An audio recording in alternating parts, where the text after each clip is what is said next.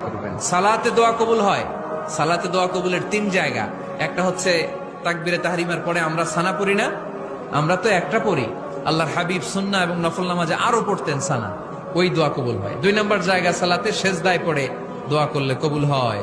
দেখা যায় সেজদাটা আমার কপালটা মসজিদের টাইলসে পড়েছে, কিন্তু বিশ্বনবী বলে টাইলসের উপরে না, জায়নামাজে না, তোমার সেজদাটা তোমার রবের কুদরতি পায়ের উপরে পড়েছে। সেজদায় পড়ে দোয়া করেন। সালাম ফিরানোর আগে বিশ্বনবী দোয়া করতেন, লা ইউসাল্লিমান্না আহাদুকুম হাত্তা ইয়াতাআওয়াযা মিন আরবা'a।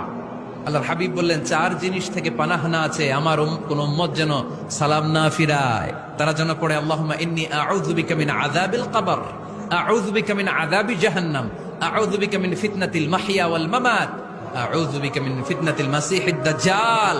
আল্লাহ কবরের আযাব থেকে বাঁচাও, আল্লাহ জাহান্নামের আগুন থেকে বাঁচাও, আল্লাহ জীবন মরণের ফিতনা থেকে বাঁচাও, আল্লাহ দাজ্জালের ফিতনা থেকে বাঁচাও। চিল্লায়ে পড়েন